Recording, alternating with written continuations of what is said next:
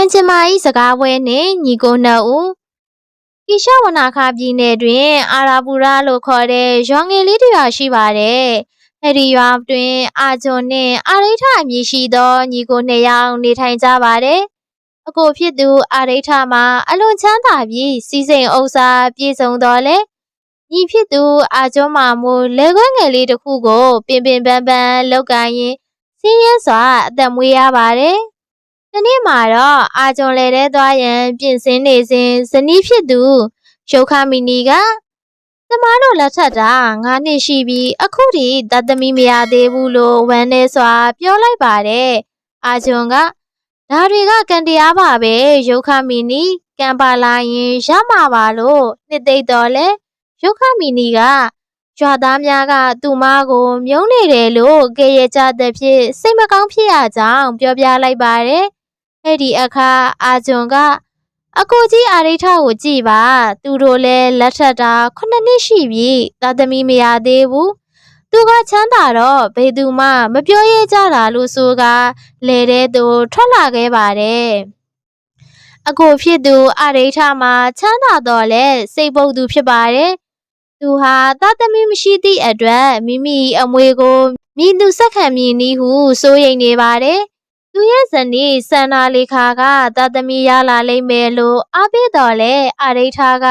ငါကသားပဲလူချင်တာသမီးဆိုရင်လုံးဝမကြိုက်ဘူးဟုဒေါသတကြီးပြောဆိုလိုက်ပါတယ်အဲ့ဒီအခါရွာလူကြီးရောက်လာပြီးဝိဇယနာခါပြည်နယ်မှာတထေးကြီးဤသားမင်္ဂလာဆောင်တို့အာရိဋ္ဌနှင့်အာဂျွန်ညီကိုနှစ်ယောက်လုံးဖိတ်ကြားခံရကြောင်းလာပြောပါတယ်အာရိဋ္ဌကဆင်းရဲသောညီဖြစ်သူကိုခေါ်သွားရမည်ကိုမကြင်မနှက်တော့လေဖခင်ဤမိတ်ဆွေဖြစ်လို့မတက်တာပဲခေါ်သွားရန်သဘောတူလိုက်ပါတယ်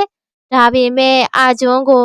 မင်္ဂလာဆောင်မှာမင်းကိုမင်းလေသမားလို့မပြောနဲ့အရှက်မခွဲနဲ့လို့နှိမ်ချစွာမှာကြားပါတယ်နောက်တနေ့မှာတော့ညီကိုနှစ်ဦးဝိဇယနာခါတို့ခြေချင်းခရီးထွက်လာကြပါတယ်လမ်းမှာတောအုပ်ကြီးကိုဖျက်တမ်းနေစဉ်ပင်မသက်ဖြစ်တစ်ပင်အောင်မှာနားနေကြပါတယ်ဟဲဒီအခါကလေးကိုတန်ကြားရတော့သွားကြည့်ရခြုံပုတ်ထဲမှာ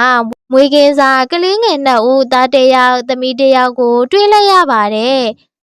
အဲ့ဒီကလေးများအနီးမှာသမင်တကောင်ကမျက်ရည်ဝင်းလေးရဲ့ကြည့်နေပါတယ်ထူးဆန်းဒီမှာသမင်မားကလူစကားပြောကဒီကလေးတွေကမင်းတို့ရဲ့သားသမီးတွေလားလို့မေးလိုက်ပါတယ်ညီကိုနှစ်ဦးကမဟုတ်ကြောင်းပြောရာသမင်မားကဒါဆိုရင်ဒီကလေးတွေကိုမင်းတို့ပဲစောင့်ရှောက်ပါတော့လို့ဆိုက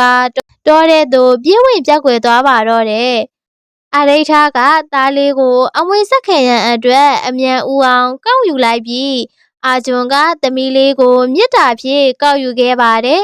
သူတို့ဟာမင်္ဂလာဆောင်ကိုမသွားတော့ပဲကလေးများကိုစီဖြင့်အိမ်ကိုပြန်လာခဲ့ကြပါတော့တယ်အာရိဋ္ဌကသားလေးကိုအာလျှော့လို့အမည်ပေးကအလိုလိုက်ပြီးမွေးမြူခဲ့ပါတယ်အာဂျွန်ကသမီးလေးကိုသူ့လေခါလို့အမည်ပေးကစင်းရဲတော်လဲအကောင်ဆုံးပြုစုပြောထောင်ခဲ့ပါတယ်10နှစ်ခန့်အကြာမှာတော့သူ့လေခါမှာမကြာခဏဖျားနာတော့အာဂျွန်မှာကုသပေးရင်ပိုပြီးဆေးရဲလာပါတယ်အာရိဋ္ဌကမူမင်းကသမီးကိုမွေးလို့ပိုဆင်းရဲတာငါသားကတော့အမွေဆက်ခံရတော့မယ်လို့လောင်ပြောင်ပြောဆိုလိုက်ပါတယ်အနှစ်20ပြည့်တဲ့အခါသူ့လေခါကအလွန်လှပပြီးရင်ကျေးလိမ္မာသောမိန်းကလေးဖြစ်လာပါတယ်အာရှောကအလိုလိုက်ခံရတော့လောင်းကစားခြင်းအရက်တော့ခြင်းနှင့်ပျက်စီးသောလူငယ်တဦးဖြစ်လာပါတော့တယ်တညမှာတော့အာရှောဟာဘရင်ကြီး၏နန်းတော်အတွင်ခိုးမှုဖြင့်အဖမ်းခံလိုက်ရတယ်အဲ့ဒီအမှုကြောင့်ဖခင်ဖြစ်သူအာရိဋ္ဌပါအဖမ်းခံလိုက်ရပါတော့တယ်အာရိဋ္ဌမှာအရှက်ရကနောင်တရနေစဉ်ညီဖြစ်သူအာဂျွန်ကကင်တင်မယ်လို့ဂရီပေးကနန်းတော်ထဲသို့လိုက်လာခဲ့ပါတယ်နန်းတော်ထဲမှာဘရင်ကြီးကသူ့လေခါရဲ့လက်တွင်ပါသောမွေးရပါအမှတ်သားကိုမြင်လိုက်ရတဲ့အခါအလွန်အံ့ဩသင့်သွားပါတယ်ဘရင်ကစစ်မေးရာအာဂျွန်ကလွန်ခဲ့သောအနှစ်20ကတောထဲမှာကလေးများကိုတွေ့ခဲ့သည့်အဖြစ်အပျက်အလုံးကိုပြောပြလိုက်ပါတယ်အဲ့ဒီအခါနန်းတော်မှာပရောဟိတ်ပုံနာကအဖြစ်မှန်ကိုရှင်းပြပါတော့တယ် လွန်ခဲ့သောအနှစ်20ကမေဖျားကြီးဟာကလေးနှစ်ဦးကိုကျွေးမွေးနေစဉ်အလူခံကြလာတဲ့ရသေးတစ်ပါးကိုဂယုမဆိုင်မိတဲ့ဖြင့်ရသေးကမေဖျားကိုတမင်မဖြစ်စေရန်ကျိန်စာတိုက်ခဲ့ပါတယ်။ကျိန်စာပြေရန်မှာကလေးများကိုသားသမီးမရှိသူနှစ်ဦးအားပေးအပ်ရမည်ဖြစ်ပြီးအနှစ်20ကြာလျင်ဟဲ့ဒီကလေးများတမင်မရှိသို့ပြန်ရောက်မှသာလူပြန်ဖြစ်မယ်လို့ဆိုပါတယ်။